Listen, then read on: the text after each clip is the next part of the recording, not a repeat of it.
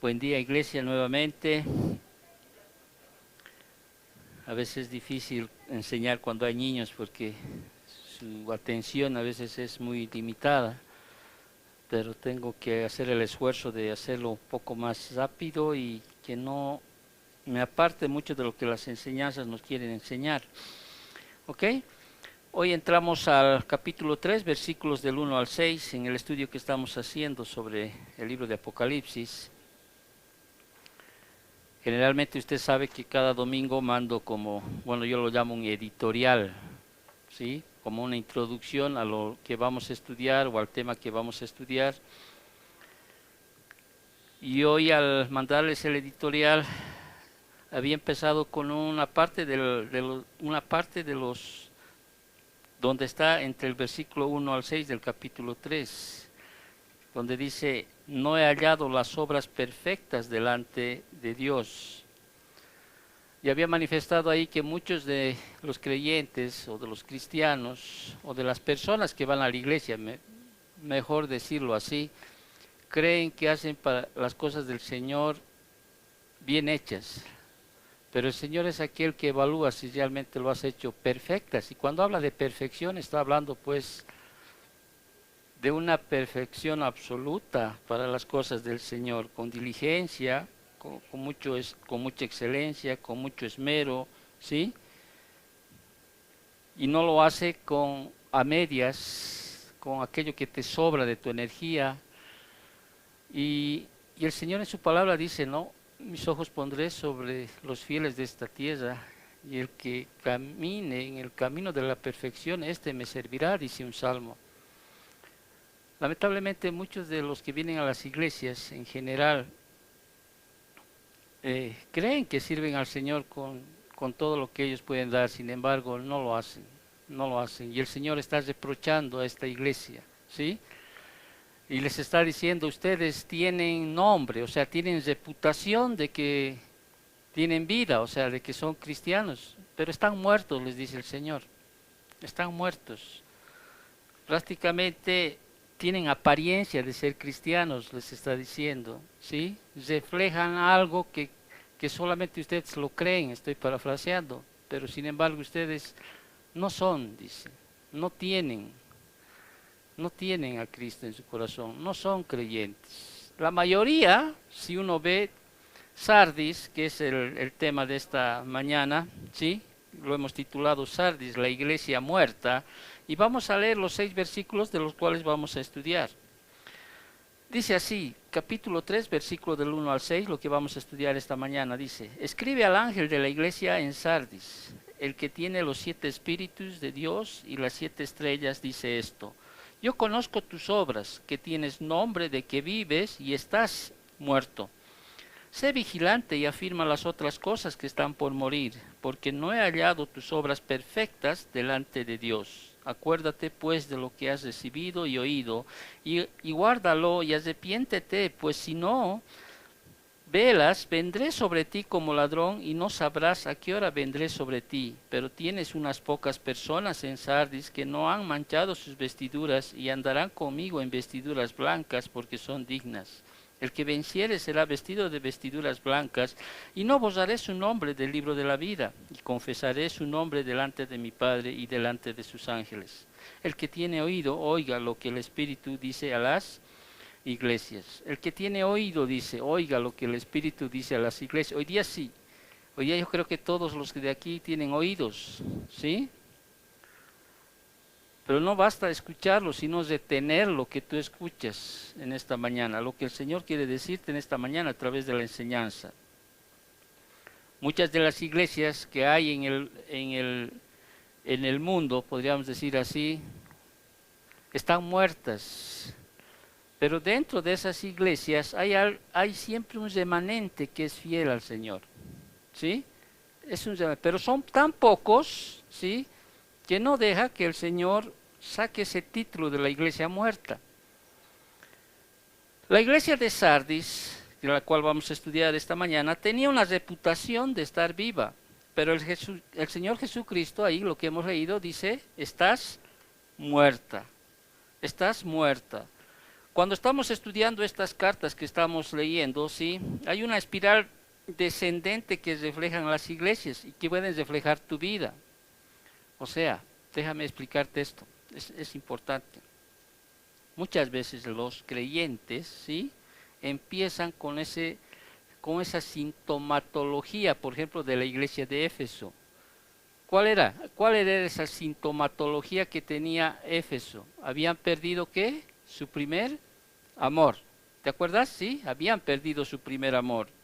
Después siguen decayendo, podríamos decir así, ¿sí? Y presentan esa sintomatología de la iglesia de Pérgamo, o sea, donde siguen la mundanalidad, prácticamente empiezan a meter a su vida cosas que el mundo ofrece, de las cuales el Señor rechaza. Ahora, entendamos de que nosotros vivimos en este mundo, pero ya no somos de este mundo, dice la palabra, somos peregrinos y extranjeros. Pero sin embargo, permites que en tu vida entre todavía la mundanalidad, y eso ¿qué va a hacer? Va a hacer que tú caigas mucho más abajo, ¿sí? Y vas a caer a tener esa sintomatología de la iglesia de Tiatira, el cual ya vas a empezar a tolerar el pecado. Ya no te va a cuestionar, ¿sí? Las cosas que menciona la palabra en contra de lo que es la santidad o el caminar en obediencia al Señor. Pero sigue decayendo la persona, ¿sí? Y en este momento la iglesia de Sardis nos muestra un punto más bajo del cual a veces las personas llegan a alcanzar. Hay de aquel que llegue a tener la sintomatología de la iglesia de la Odisea. Vuelvo a repetir, donde el Señor les dice, tú no eres ni frío ni caliente, ¿sí? No eres. Por lo cual yo te vomitaré, dice, ¿no? De mi boca, o sea, te sacaré de aquello. Entonces la iglesia de Sardis simboliza muchas de las iglesias muertas que han existido a lo largo de la historia y siguen existiendo. Siempre les he dicho, una cosa es tener existencia y otra cosa es tener vida. Nosotros vivimos en un mundo de muertos. Los jovencitos de hoy en día, ¿sí? Son atraídos, por ejemplo, por los zombies, ¿no? Pero ¿saben qué dice el Señor? ¿Sí? Los ve a las personas. Cristo, ¿sabes qué dice? Deja que los muertos se entierren a los muertos. Una cosa es existir y otra cosa es tener vida. ¿Quiénes tienen vida? Aquellos que han recibido a Cristo. Yo soy el camino, la verdad y la vida. ¿Ustedes son seres vivientes? Sí. Las personas, sí, existen, pero no tienen vida. No, pero si no tuvieran vida, ¿por qué caminan? ¿Sí? Bíblicamente estoy hablando así. Cristo lo explicó muy claro al decir, deja que los muertos entierren a los muertos. Cuando un hombre le dijo, ¿no? Cuando un hombre quería seguir a Jesús y Jesús le dijo, ven, sígueme, y él dice, primero enterraré a mis padres, etcétera, y el Señor, ¿qué les dice? Deja que los muertos entierren a los muertos. Ahora, hay iglesias, ¿sí? Que son tremendamente visibles, con infraestructura tremendamente grande, ¿sí? Con movimientos o acciones que parecen manifestar que son iglesias tremendamente vivas. Pero el Señor, ¿qué establece en esta enseñanza? Les está diciendo, dices que tú tienes un nombre, ¿sí? Dices que tienes reputación, pero eres una iglesia muerta, muerta. Simplemente estás reflejando una ilusión. Es como una estrella. Si tú ves en la noche ves las estrellas, ¿sí? Esa estrella pudo ya haber muerto hace 5 años o 25 años atrás. Pero la luz de esa estrella, ¿sí? La luz que viaja por el espacio, ¿sí? 300 kilómetros por segundo, ¿sí? Tarda todavía en apagarse entre 5 y 25 años de acuerdo a la distancia que está. Pero sin embargo esa estrella que está ya muerta, ya no existe, pero su luz sigue. Y muchas iglesias, especialmente las iglesias que han nacido, las primeras, manifestaban una luz genuina, pero ya es, a medida que el tiempo ha pasado, lo único que están reflejando es esa luz anterior que había. No sé si estás entendiendo aquello. Bueno, vámonos a la enseñanza. Cuando le estamos estudiando esta carta, ¿sí? lo hacemos y lo dividimos en secciones, ¿no? Y una de las primeras secciones es identificar quién es el escritor de esta carta. Y aquí el escritor obviamente sabemos quién es Jesucristo glorificado, pero aquí se presenta, ¿no es cierto?, tomando de Apocalipsis 1, 12 al 19, que ya habíamos estudiado en la visión que recibe Juan, se presenta como el que tiene los 7 espíritus de Dios y las 7 estrellas, dice esto. ¿Quién es este al que se refiere esta visión? ¿Quién es el que tiene los 7 espíritus de Dios y las 7 estrellas? Dice esto, Jesucristo glorificado, ¿no es cierto?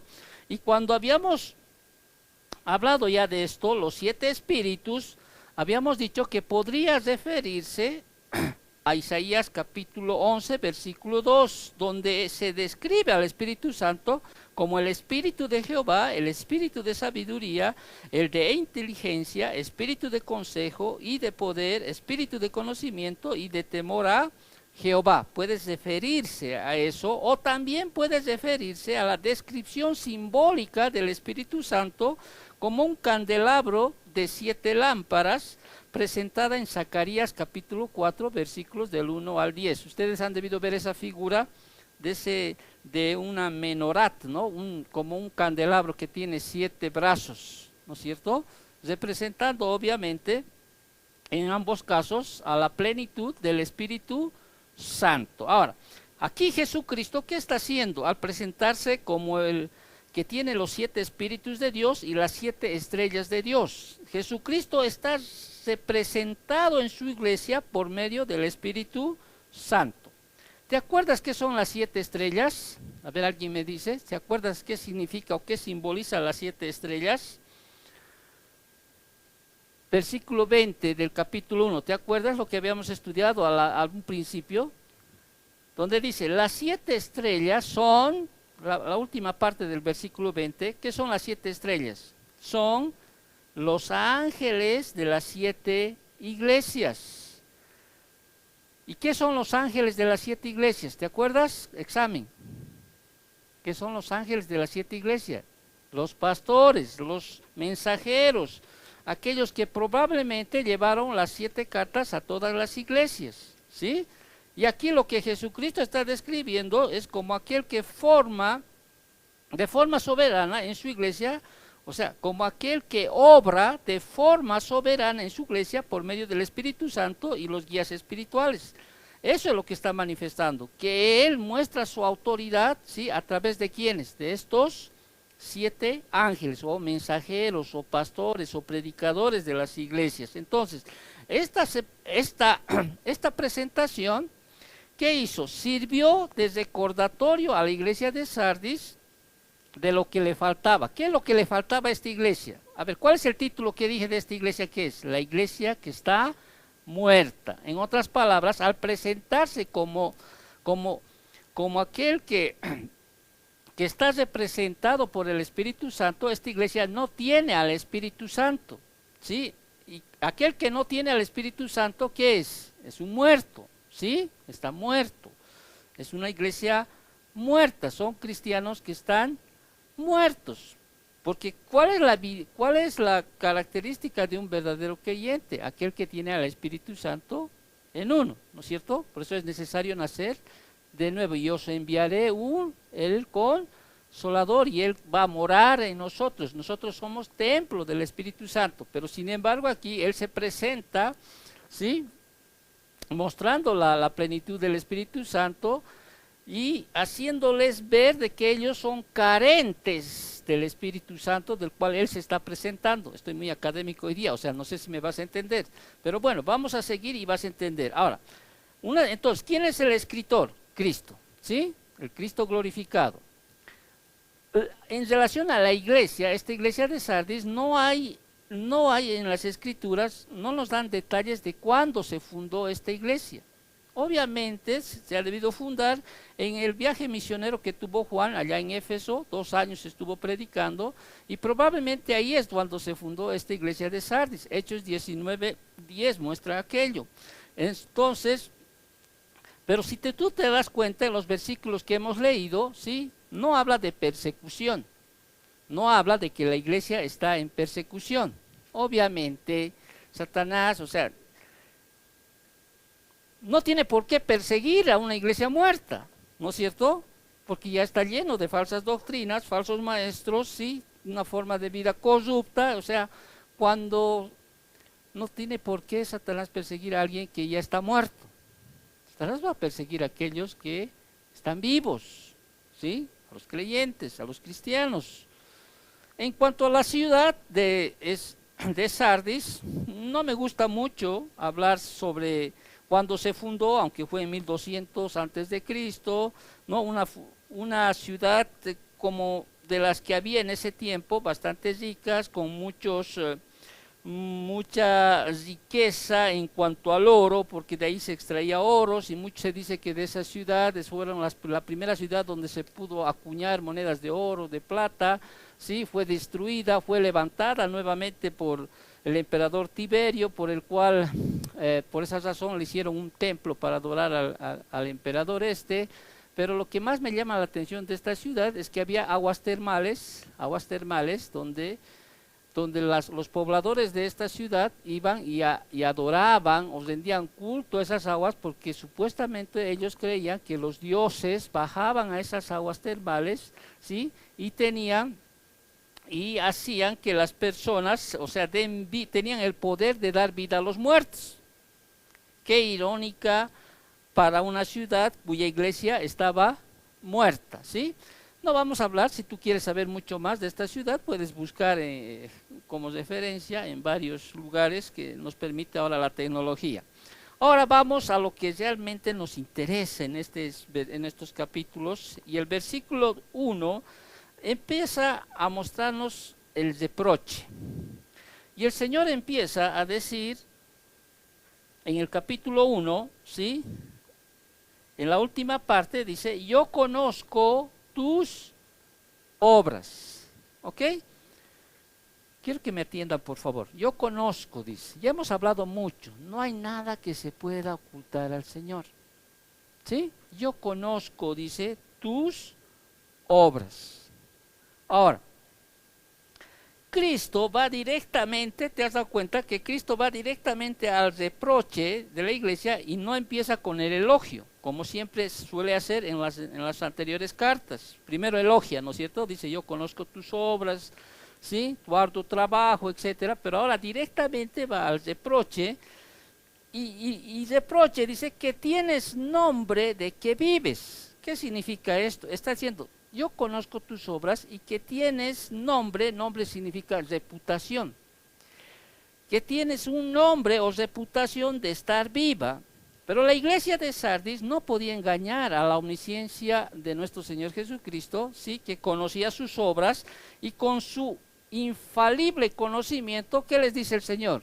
Yo conozco, ¿qué dices? ¿No? Que tienes nombre de que vives, pero el Señor, ¿qué les dice? Y estás muerto, ¿sí? Y estás muerto. Estar muerto es realmente estar muerto es tener muerte espiritual, ¿sí? Porque siempre se relaciona la muerte con su causa, que es el pecado, ¿sí? Por eso dice en Efesios 2:1: vosotros estáis muertos en vuestros delitos y pecados. Ahora, el pecado mató a la iglesia en Sardis. Ahora, ¿cuáles pueden ser las señales de peligro que indican que una iglesia está muriendo? Y cuando digo una iglesia, puede serte a ti mismo, entiende esto, ¿sí? Entiende esto. ¿Cuáles son las señales de peligro que indican que una iglesia está muriendo? Por ejemplo, una iglesia está en peligro, ¿sí?, de que está muriendo cuando se preocupa más por las cosas materiales que por las cosas espirituales. O sea, su preocupación es mucho más por las cosas tangibles que por las intangibles. Más se están preocupando de las cosas materiales. Si en tu vida tú te preocupas mucho más por las cosas materiales que las espirituales, hay un peligro en ti. ¿Estás captando? ¿Sí? Hay un peligro en ti. Ahora, no estoy diciendo que dejes de preocuparte por las cosas materiales. ¿Me entiendes? Porque de eso a veces comemos, vivimos, ¿no? Subsistimos en esta tierra. Pero aquí implica qué es primero en tu vida. ¿Qué es primero? Entonces, hay peligros cuando uno piensa que puede morir si tú pones las cosas primordiales en tu vida, en las cosas materiales, que en las cosas espirituales. Ahora, hay peligro también cuando uno se preocupa más por lo que piensan los hombres que por lo que Dios dice. O sea, se preocupa más por el que dirán los hombres que por lo que Dios dice. ¿Qué van a decir? ¿Sí? Mis hijos, o qué van a decir mi esposo, o qué van a decir mi vecino. Y se preocupan menos o menos temor tienen de lo que Dios dice. También una iglesia está en peligro cuando está más enamorada de sus credos doctrinales, de sus sistemas de teología, que de la palabra de Dios. Muchas iglesias se manejan más por sus preceptos o por su denominación, ¿sí? Que por la palabra del Señor. Cuando pierde su convicción de que cada palabra de la Biblia es la palabra de Dios misma, esta es una iglesia que está en peligro, ¿sí? Entonces la iglesia está en peligro también cuando está satisfecha con descansar en sus logros pasados. Y no es así. Cuando está más preocupada en las formas litúrgicas que en la realidad espiritual. Déjame a ver, para que tú me entiendas, parafrasearte. Ten mucho cuidado. Cuando hablo esto a la iglesia, también está hablando a los creyentes. ¿Sí? También está hablando. No debes nunca cambiar tu perspectiva de lo que una vez hemos profesado nosotros. Primero está Dios, ante todo. Nos cueste o no nos cueste, ¿sí? Primero está Dios. Primero tengo que honrar a Dios. Por eso decimos, ¿cuál es el gran mandamiento? Le dijeron a Jesús, ¿no es cierto? ¿Qué dice el Señor? Los resumió la Biblia en 2 mandamientos. Amarás a Dios sobre todas las cosas, ¿no? Y el segundo mandamiento, que es semejante al primero, dijo el Señor, amarás a tu prójimo como a ti mismo. Si tú no haces aquello, o sea, corres el riesgo de terminar muerto. ¿Sí? Entonces dice, yo conozco, ¿no es cierto?, tus obras, y esas obras que declaró Cristo no eran perfectas delante de Dios. Eran obras insuficientes, inaceptables ante los ojos de Dios. Movimientos sin sentidos y sin vida de cuerpos muertos. En otras palabras, son cadáveres espirituales que poblaban la iglesia de Sardis, pero que estaban viviendo una mentira. Habían sido, o sea, puestos en balanza el Señor, ¿sí? En esa balanza que nos habla Daniel 5:27, por el juez justo y allá 2 faltos. O sea, solamente presentaba esta iglesia una apariencia, una ilusión de que era una iglesia. Pero sin embargo, dentro de esa iglesia, la mayoría estaban muertos. Por eso el Señor dice, hay pocos dentro de esa iglesia, hay pocos. Y ahí empieza el elogio, en el capítulo 3, dice, pero tienes unas pocas personas en Sardis que no han manchado sus vestiduras y andarán conmigo en vestiduras blancas porque son dignas. O sea, en medio de esa iglesia muerta, llena de personas no regeneradas, unos pocos. ¿Quiénes son esos pocos? Son cristianos verdaderos, que estaban esparcidos ahí, como flores en un desierto. Estos pocos, sí, aunque eran tan pocos que no eran suficientes como para cambiar la evaluación global de Cristo que da a la iglesia que estaba muerta. Pero él, recuerda esto, no había olvidado de los que permanecieron fieles a él. El Señor no olvida, por más que haya uno en una iglesia, de 1,000, de 10,000, hay siempre remanente dentro de cada iglesia. Y hay una promesa siempre para cada uno de ellos. Porque el Señor, por ejemplo, ¿qué dice en Hebreos 6:10? Y leo el texto, porque Dios no es injusto para olvidar vuestra obra y el trabajo de amor que habéis mostrado hacia su nombre, habiendo servido a los santos y sirviéndoles aún. ¿Te das cuenta? El Señor nunca va a olvidar la obra que tú has hecho para sus santos y para aquellos que sigues aún sirviendo. Y aquí el Señor, Cristo los describe a estos que son fieles. Y los dice, los que no han manchado sus vestiduras. ¿Y las vestiduras qué reflejan? El carácter de las personas. Eso representan las vestiduras. En ese tiempo, sí, las vestiduras se ponían vestidos para las bodas, se vestían vestidos para las festividades. Cuando se ganaba una victoria, una guerra, una batalla, se ponían vestimentas en esos tiempos. Y aquí el Señor les promete algo y les dice, yo les voy a vestir, en otras palabras, ¿sí?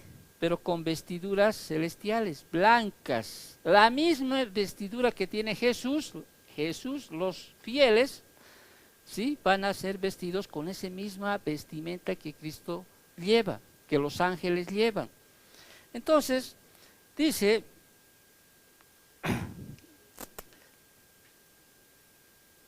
dice el Señor, esta promesa, ¿no es cierto? Las vestiduras blancas que el Señor promete para aquellos que son fieles. Y andarán conmigo en vestiduras blancas porque son dignas. Amén. Ahora, siguiendo el bosquejo un poquito de las enseñanzas, vamos con el mandato. ¿Cuál es el mandato que tiene aquí el Señor? Versículo 2. Sé vigilante, dice el Señor. ¿Sí? De hecho, Cristo aquí está dando 5 pasos que debemos seguir para no caer y no ser parte de esa iglesia muerta. La vida del cristiano es de mucho cuidado. Hay muchos que han perecido, podríamos decir así, en el desierto. ¿Saben por qué? Porque no han sido vigilantes.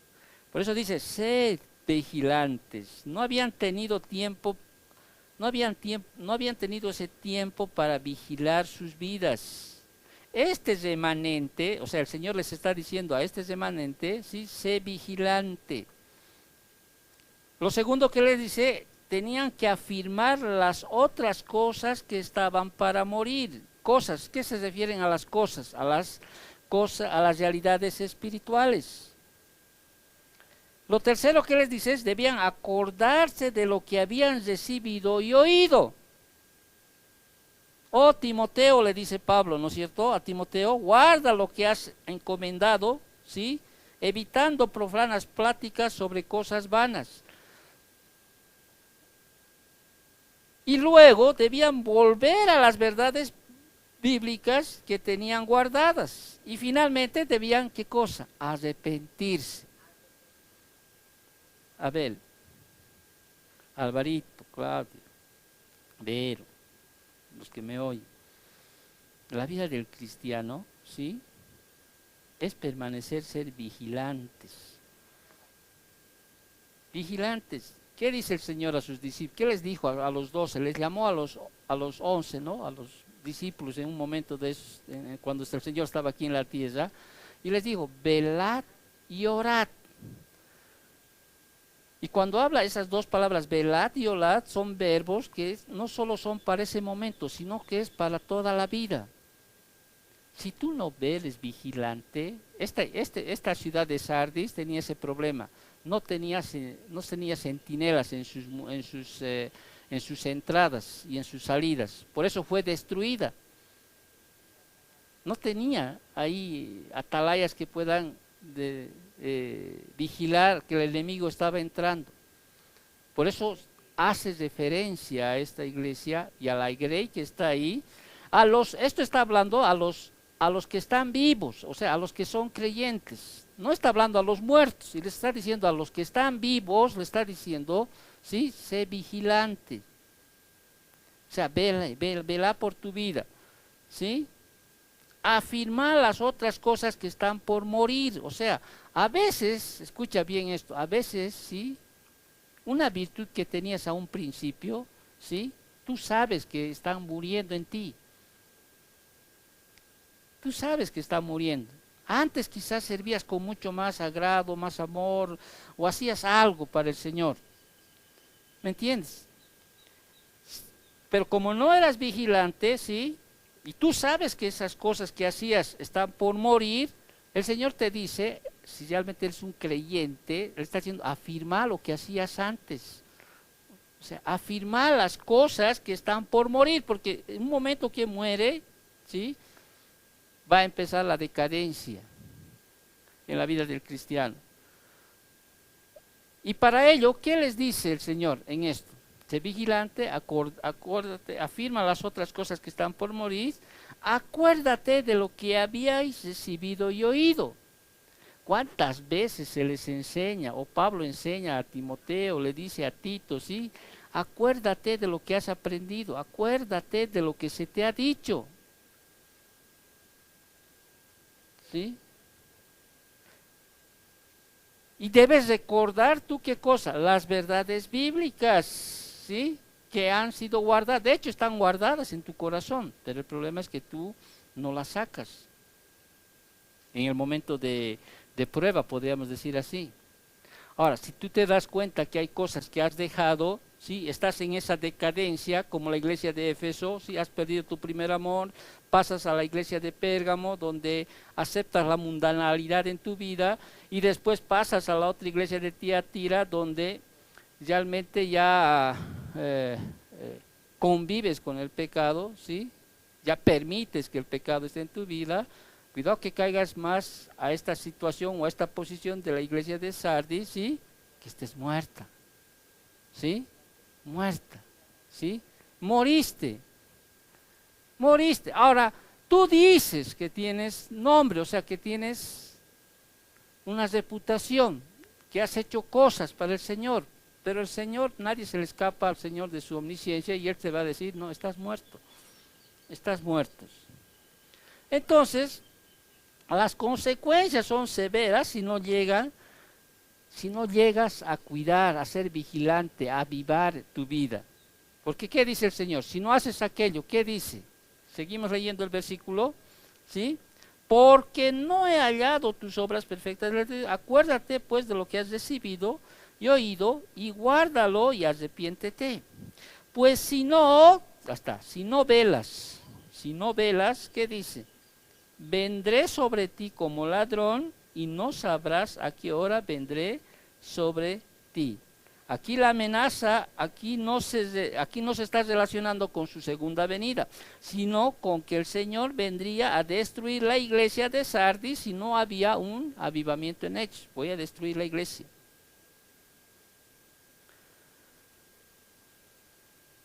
Pero el Señor siempre te da un consejo, te da promesas. Versículo 5. El que venciere, ¿quién es el que venciere?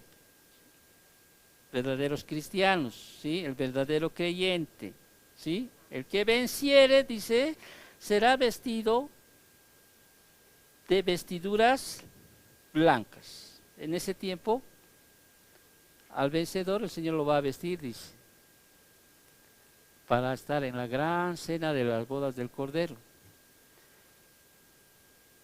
Y no borraré su nombre del libro de la vida. Y confesaré su nombre delante de mi Padre y delante de sus ángeles. Ahora, me queda un poco de tiempo, ¿sí? Porque debo aclarar algo que a veces se maneja mal. Cuando aquí dice que Él no borrará su nombre del libro de la vida, muchos creen, muchos aseguran que un cristiano puede, utilizando este versículo, puede perder la salvación. Como al decir, ¿te acuerdas que alguna vez cuando tú recibes al Señor, dice tu nombre ha sido escrito en el libro de la vida? ¿No es cierto? Dicen eso, bueno, obvio, no es bíblico aquello, ¿no? Dicen aquello, pero muchos utilizan de que un creyente puede perder su salvación. Pero nosotros somos explícitos a través de las Escrituras, de que en las Escrituras enseñan que un verdadero cristiano no pierde su salvación, no puede perder su salvación.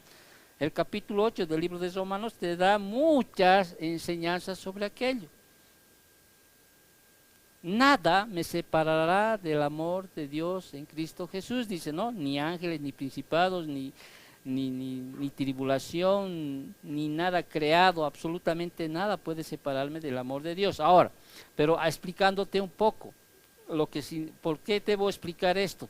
A medida de que tú vayas entendiendo. Vuelvo a repetir, algunos creen que este versículo enseña que se puede borrar el nombre de un cristiano del libro de la vida, utilizando este versículo. También cambian una promesa con una amenaza. Muchos dicen, cuidado, ¿no? Cuidado que el Señor borre tu nombre del libro de la vida. Y utilizan un versículo también del Antiguo Testamento que está en Éxodo 32, 33, que dice, al que pecare contra mí, a este raeré yo de mi libro. Ahora, sin embargo, no hay contradicción alguna entre este pasaje y la promesa de Cristo que hace en Apocalipsis 3:5. El libro mencionado que está en Éxodo capítulo 32, versículo 33, no es el libro de la vida descrito en Filipenses capítulo 4:3, donde dice, habla también del libro de la vida, ni en Apocalipsis 3:5, de lo cual estamos estudiando. Se está refiriendo al libro donde está el registro de los que están vivos. Y para ayudarme a que tú entiendas aquello, voy a leer el Salmo 69:28. Dice, sean raídos del libro de los vivientes y no sean inscritos entre los justos. En otras palabras, para que tú me puedas entender, la amenaza entonces no es la condenación al castigo eterno, sino a la muerte física. Cuando se está hablando del libro de la vida en Éxodo, está hablando de personas que están vivas en ese momento y que el Señor puede quitarles la vida. No sé si me estás captando lo que te quiero decir, me es difícil a veces que tú me puedas entender. Cuando uno está escrito en el libro de la vida, ¿sí? El libro de la vida de la salvación, ya nadie más puede borrar. ¿Sí? Si realmente eres un verdadero cristiano. Muchos dicen, solamente Dios sabe. Habíamos estudiado todo el libro de Primera de Juan, y estas cosas os he escrito para que sepáis que tenéis vida eterna. Y ahí hemos visto realmente cuántas evidencias nos muestra la palabra para saber si realmente somos redimidos. Somos redimidos. Entonces, aquí el Señor lo que está, y termino con esto, termina el versículo 6, ¿y qué dice? El que tiene oído, oiga lo que el Espíritu dice a las iglesias. ¿Sí? En otras palabras, se dirige aquí primero a los cadáveres espirituales, que aparentaban ser una iglesia, necesitaban prestar atención a las advertencias de Cristo de un juicio inminente. Pero también el que tiene oídos dice, oiga lo que el Espíritu dice a las iglesias, habla de los creyentes indiferentes, que tienen que despertar para salvar a su iglesia antes de que sea demasiado tarde. Y también a los pocos fieles que pueden tomar aliento en el conocimiento de que su salvación está eternamente asegurada. Vale decir, y termino con esto, ¿sí? Termino con esto. Y hoy debe un poquito meditar en nosotros. Sé que a veces es muy académico, no sé, ¿sí? Entiende. Hay muchas personas que creen que tienen vida. Están dentro de las iglesias, reflejan una ilusión de que son cristianos, pero el Señor dice, no son. Son estos de que en Mateo capítulo 7, ¿te acuerdas? Cuando van y el Señor les dice, ¿sí? Pero Señor, Señor, en tu nombre hemos hecho esto y hemos profetizado, hemos hecho milagros. ¿Qué les dice el Señor a estos? Apartaos de mí, hacedores de maldad, yo no te conozco. Pero Señor, Señor, no te conozco. No te conozco. Hoy hoy, al finalizar este año, yo te digo algo, con con todo mi corazón y con todo el conocimiento que puedo tener en relación a estudiar la palabra del Señor. Si un día has decidido ser cristiano, ¿sí? Sé vigilante, porque la Biblia que dice, hay un león suelto, ¿sí? Está buscando a quién devorar. Sé vigilante, no te apartes del rebaño, no te apartes del pastor, porque hay un león que está ahí. No solo, y ese león no viene a robar, no solamente viene a robar, sino a matar y destruir. ¿Sí? Si hay cosas en tu vida que este año sabes que están muriendo, ¿sí? ¿Qué dice el Señor? Vuélvalas, reaviva, anasopureo en griego, aviva el juego del don de Dios que hay en ti. Antes servías al 100% y ahora quizás sirves al 10%. Y el Señor dice, ¿qué quiere decir? Está por morir eso lo que estás haciendo. Acuérdate de las cosas que has oído y has escuchado en todas las enseñanzas. Pero no solo te acuerdas, sácalas de tu mente. ¿Sí? Y cierra el círculo con el arrepentimiento. Señor, realmente me arrepiento. El arrepentimiento es cambiar tu manera de pensar. ¿Sí? Aceptar que has pecado, aceptar que has fallado, ¿sí? Ya no lo hagas, no lo vuelvas a hacer. Y empieza nuevamente esa lucha. Y hay una promesa que tienes que estar seguro. Y el Señor dice, yo te voy a vestir, pero con unas vestiduras que son inimaginables. O sea, son las vestimentas que el mismo Jesús tiene y sus ángeles. Unas vestiduras blancas, dice. Es que reflejan la santidad del cristiano. Nosotros nos manchamos a veces, ¿sí? Pero gracias a Dios tenemos la sangre de Cristo Jesús que nos limpia de todo pecado. Si confesamos nuestros pecados, Él es fiel y justo para perdonar nuestros pecados y limpiarnos de toda maldad. El siguiente domingo muchos van a celebrar la Navidad. Les gusta el niñito, el bebé, el pesebre. No es malo regalar regalos, ¿sí? Pero ya no quieren verlo al hombre, al que creció, a ese bebé que creció y les dijo, el que quiera seguir en pos de mí, ven, sígame, tome su cruz en pos de mí y sígame. Ya no quieren escuchar a ese juez justo que va a venir a juzgar. Quieren quedarse con la idea de un bebé ahí, con la idea de que, bueno, el niñito Jesús. Pero ese niño ya creció, murió, resucitó y ahora está en los lugares celestiales, glorificado, ¿sí? Esperando volver, pero ya no como ese bebé inocente, cordero, sino como juez, como rey de reyes, como aquel que va a destruir a sus enemigos, como aquel que va a decir, ¿sí? Tú dices que tienes nombre, dices que eres cristiano, dices que tienes reputación de cristiano, pero estás muerto, estás muerto. Y para los fieles que están en esa iglesia, que son pequeñitos, pocos son los que están ahí, les dice el Señor, sé vigilante, ¿sí? No hagas morir las cosas que antes tenías. Saca de aquello que has oído o has escuchado o has aprendido, saca de aquellos, vuélvelas a hacer y arrepiéntete. Oremos para terminar.